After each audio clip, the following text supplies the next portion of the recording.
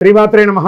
జాతకం జ్యోతిష్యం. ఈ జ్యోతిష్యం అనేది ప్రతి ఒక్కరికి కూడా నాకు ఈ నెల ఎలా ఉంటుంది, నాకు వ్యాపారం బాగుంటుందా, నాకు ఉద్యోగం బాగుంటుందా, నాకు వివాహం అవుతుందా, నేను రాజకీయాల్లో బాగుంటానా, నాకు సంతానం అవుతుందా, అందరికీ అన్ని రకాలైనటువంటి క్వశ్చన్స్ ఉన్నాయి కదా. వాటికి అన్నిటికీ ఈ నెల గోచార గ్రహస్థితులు ఎలా ఉందో కూడా చెప్తున్నాను. బాగా గుర్తుపెట్టుకోండి. జాతకం పడుతున్న వర్షానికి ఒక గొడుగు మాత్రమే, కానీ జాతకం జీవితం కాదు. ఈ నెల గ్రహస్థితులు: రవి జూలై 16 వరకు మిథునంలో ఉండి తర్వాత కర్కాటకంలోకి ప్రవేశిస్తున్నారు. కుజుడు జూలై 26 వరకు సింహంలో ఉండి తర్వాత కన్యా రాశిలో ప్రవేశిస్తున్నారు. బుధుడు ఈ నెలంతా కర్కాటక రాశిలో ఉంటున్నారు. గురుడు ఈ నెలంతా మిథున రాశిలో ఉంటున్నారు. శుక్రుడు జూలై 24 వరకు వృషభ రాశిలో ఉండి తర్వాత మిథున రాశిలోకి ప్రవేశిస్తారు. శని ఈ నెలంతా మీనరాశి, రాహు ఈ నెలంతా కుంభరాశిలో ఉంటారు, కేతు ఈ నెలంతా సింహరాశిలో ఉంటారు. గోచార గ్రహస్థితులు బట్టి ఈ నెల రాశి ఫలితాలన్నీ ప్రిడిక్ట్ చేయడం జరుగుతుంది. మీ వ్యక్తిగత జాతకానికి ఇదొక 30 నుంచి 40% మాత్రమే వర్తిస్తుంది. మీ వ్యక్తిగత జాతకం మీ పరిసర ప్రాంతాల్లో ఉన్నటువంటి గురువుల్ని సంప్రదించి జాతకం చెప్పించుకోండి. లేదా మా ద్వారా చెప్పించుకోవాలనుకుంటున్నారా, కింద కనబడుతున్నటువంటి మా నెంబర్కి వాట్సప్ చెయ్యండి.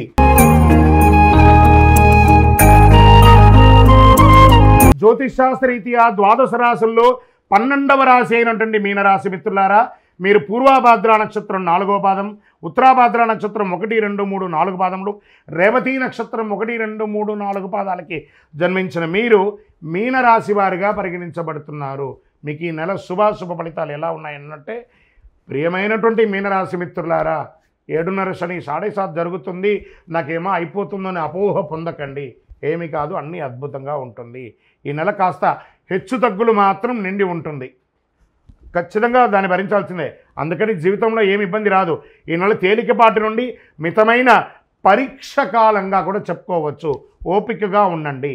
మరి నిర్ణయాలు తీసుకునే ముందు జాగ్రత్తగా ఆలోచించడం వల్ల సవాళ్లను అధిగమిస్తారు. ఆత్మవిశ్వాసం, ధైర్యాన్ని పెంచుకోండి. ఎందుకంటే సవాళ్ళు ఎదుర్కోవాలి. ఆర్థిక పరిస్థితి బాగా ఉంటుంది. స్ట్రెస్, మీరు ఇవ్వాల్సిన వాళ్ళు చాలామంది మీకు ప్యానిక్ చేస్తారు. మీకు రావాల్సింది రాదు, ఏం చేయాలో తెలియదు.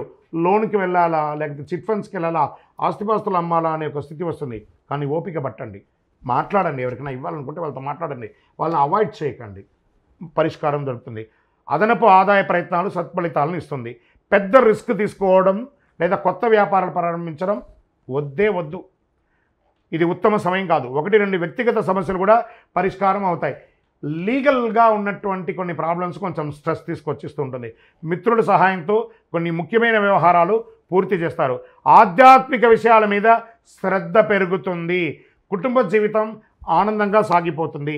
విదేశాల్లో ఉన్న పిల్లల నుంచి శుభవార్త వింటారు. సంతాన యోగానికి అవకాశం ఉంది.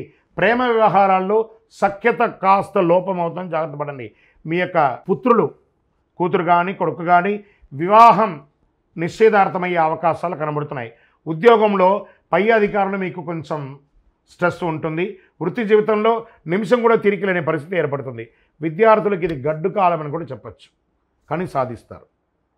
గురు భగవానుడి యోగంగా ఉన్నాడు కదా, అట్లా ఉండి చదువుకునే విద్యార్థులు కూడా సబ్జెక్టు పైన దృష్టి పెట్టాలి. మొత్తం చదువులపైన గొప్ప ప్రభావం చూపిస్తుంది. చాలా జాగ్రత్తగా చదవాలి. రాజకీయ నాయకులకి ఇది గడ్డు కాలమే అండి, జాగ్రత్తగా ఉండాలి. తస్మాత్ జాగ్రత్త.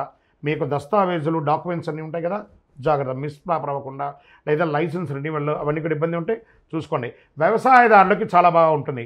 మీడియా రంగం, ఐటీ రంగం వారికి చాలా బాగుంటుంది.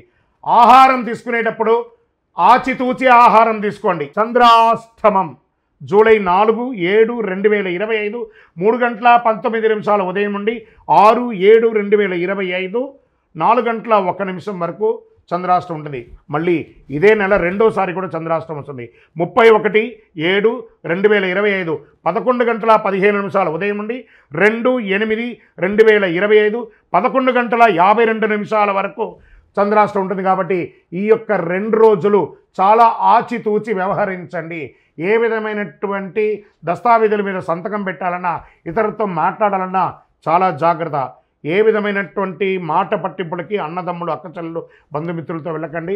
ఓవరాల్ మీనరాశి వారు జాగ్రత్త, జాగ్రత్త, జాగ్రత్త. మరి ఏం చేయాలి దీనికి? స్వామి మాకు ఏమైనా పరిహారం ఉందా, ఆరాధించాల్సిన దైవం ఏమైనా ఉందంటే కాలభైరవాష్టకం చెప్తూ ఉండండి, ఆదిత్య హృదయం చెప్పండి ఆరోగ్యానికి. మీ యొక్క ఇష్టదైవాన్ని ప్రార్థన చేయండి. ప్రతిరోజు ఒక ప్రదక్షిణం నవగ్రహాలకి పక్కన ఉన్న దేవాలయంలో ప్రతిరోజు వెళ్ళండి. ఒక 5 నిమిషాల పని, ఒక 19 ప్రదక్షిణాలు నవగ్రహాలకి తిరిగి రండి. ఆ శని భగవానుని ప్రార్థన చేయండి. నాలుక మీద వచ్చి కూర్చున్నాడు సాక్షాత్. జాగ్రత్త. ఏం చెప్పాలి ఆయన దగ్గర? దేహి మే బుద్ధి వైశిష్ట్యం, దేహి మే నిత్య యవ్వనం, దేహి మే పరమానందం, దేవదేవ జగత్పతే శనేశ్వర, నువ్వు తప్ప మాకు వేరే దిక్కు లేదు, అన్యదా శరణం నాస్తి అని ఆయన పాదాలను పట్టుకోండి. అన్ని సమస్యలు తొలగిపోతాయి. శుక్రవారాల్లో అమ్మవారికి రావుకాల సమయంలో నెయ్యి దీపం వెలిగించండి. ఇంకనూ మీ వయస్సు ఎంత ఉందో అన్ని దీపాలను శని భగవాన్ని ముందర వెలిగించండి నువ్వుల నూనెతో. స్వామి మేము మా శారీరకంగా మాతో పాటు చేసినటువంటి యొక్క సేవ అని ఆ యొక్క శని భగవాన్ని ప్రార్థన చేయండి. మీ వ్యక్తిగత జాతకం కావాలంటే కింద నెంబర్కి మీ పేరు, ఊరు, date of birth, time of birth WhatsApp చేయండి.